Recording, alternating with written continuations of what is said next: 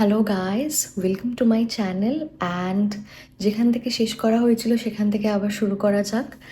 এখন বাজে ভোর 6:22 আর আমি ঘুমোতে গিয়েছিলাম ভোরবেলা 4টে, যেটা তোমরা সবাই জানো।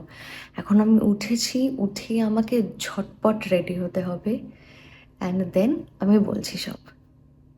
লেট হওয়া তো আমার একটা আনচেঞ্জেবল হ্যাবিট, তাই সেদিনও আমি লেট হয়ে গিয়েছিলাম। এই জন্য যাওয়ার সময় কোনো পিকচার বা ফটো কোনোটাই ঠিকভাবে তোলা হয়নি। সব কিছুই ছিল চলো চলো মোডে। যাই হোক, শীতের মরশুম, ঠান্ডা হাওয়া, জ্যাকেট আর একটু আলসেমি নিয়ে আমরা শেষমেশ বেরিয়ে পড়লাম আমাদের ডেস্টিনেশনের দিকে।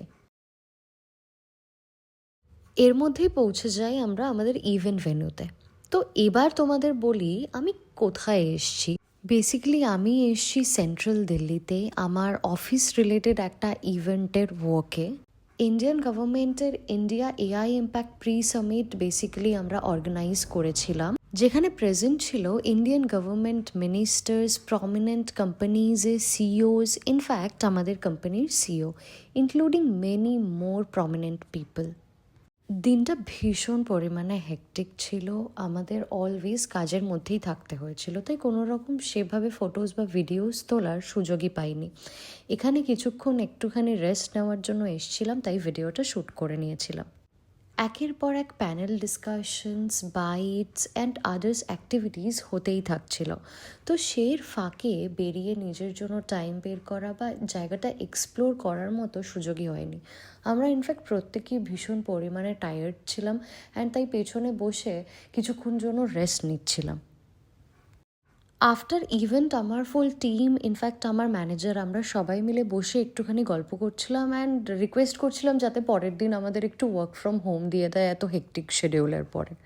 যাই হোক, তারপর আমাদের মনে পড়লো আমাদের তো ফ্লাইট রয়েছে, তাহলে আমাদের ইতিমধ্যেই এখান থেকে বেরিয়ে যেতে হবে। সেই কারণে without wasting any kind of time আমরা ক্যাব বুক করে বেরিয়ে পড়লাম এয়ারপোর্টের উদ্দেশ্যে। প্রথমে ভুল করে আমরা দেখেছিলাম আমাদের ফ্লাইট 8:45, তাই আশায় যেরকম কিয়স তৈরি হয়েছিল সেটা যাতে ফেস না করতে হয় তাড়াহুড়ো করে আমরা বেরিয়ে গিয়েছিলাম।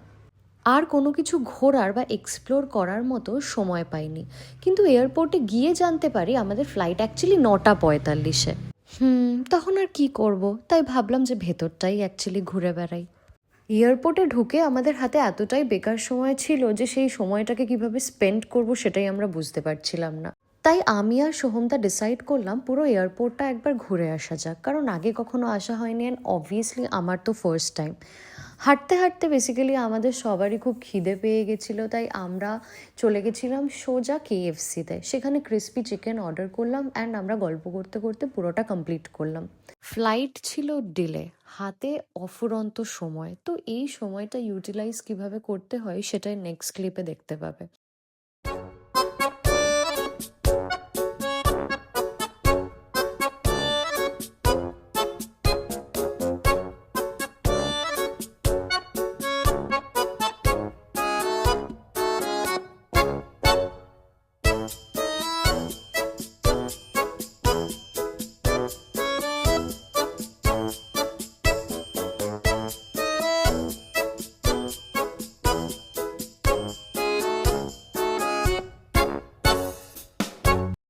ব্যাস, ফাইনালি ফ্লাইটে এইবার উঠে পড়েছি, আর বাকি সময়টা আমার ফ্লাইটে শুধুমাত্র ঘুমিয়েই কেটেছে। কলকাতায় সেদিন ফিরি মূলত রাত 12:30 বা 1:45 নাগাদ, আর ইতিমধ্যেই আমার পার্সোনাল র্যাপিডো আমাকে নিতে চলে আসে আমার বাড়ি অবধি আমাকে ড্রপ করে দেওয়ার জন্য। বাস এই ছিল আমার 2 days অফ জার্নি। আশা করি তোমাদের ভিডিওটা খুব ভালো লেগেছে। ভালো লাগলে please like, share and subscribe.